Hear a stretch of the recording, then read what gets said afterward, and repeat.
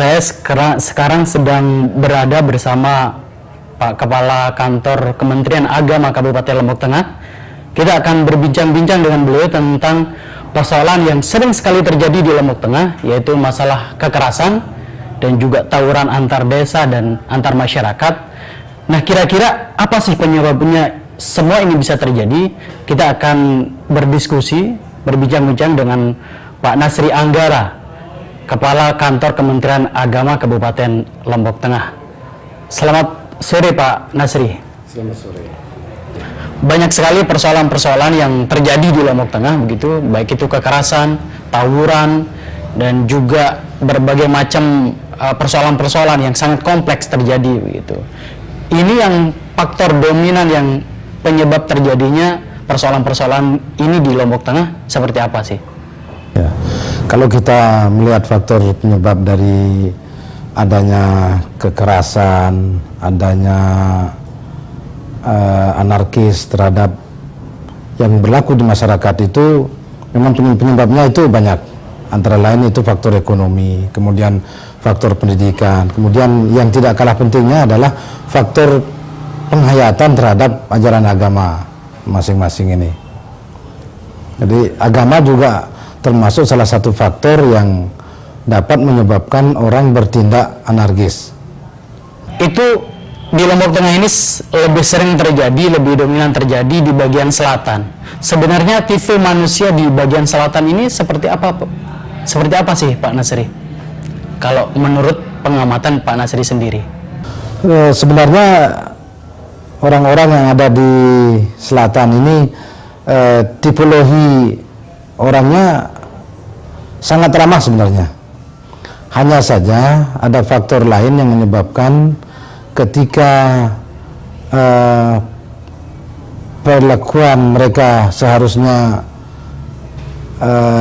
mendapat perhatian, tetapi tidak mendapatkan perhatian yang serius dari pihak-pihak yang memang akan memperhatikan, maka di situ ada ketersinggungan kadang-kadang. Kemudian pihak-pihak tertentu juga tidak tahu keinginan masyarakat yang di sana. Misalnya ketika mereka menginginkan pemenuhan lapangan kerja, tetapi ini tidak bisa dipenuhi oleh pihak-pihak tertentu, maka itu juga bisa menyulut persoalan-persoalan yang bisa kita lihat di selatan ini, sehingga ketersinggungan masyarakat di situ bisa menyebabkan tindakan-tindakan yang tidak bertanggung jawab misalnya.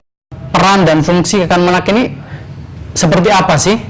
Karena jarang sekali kita mendengar persoalan-persoalan ini diungkapkan.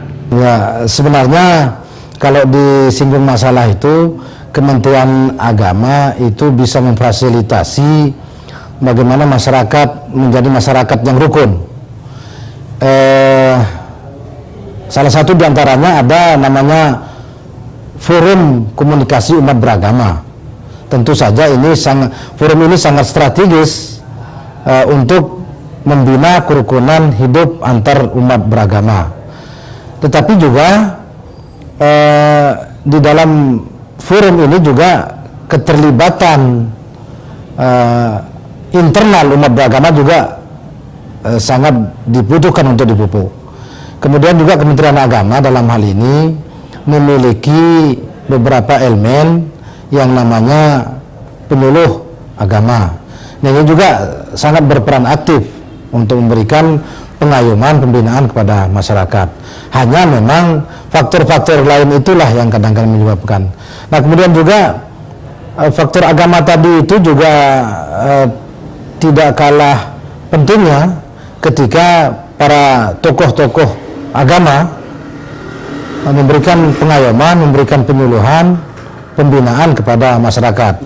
Masih banyaknya terjadi kasus-kasus kekerasan, terutama yang didominasi oleh di bagian selatan yang kita lihat sekarang ini begitu, dan itu dilakukan dengan masalah yang sangat sepele begitu. Nah, kira-kira apa upaya-upaya atau program-program yang akan dilakukan oleh pihak kantor Kementerian Agama ke depan? Memberikan motivasi, memberikan penyuluh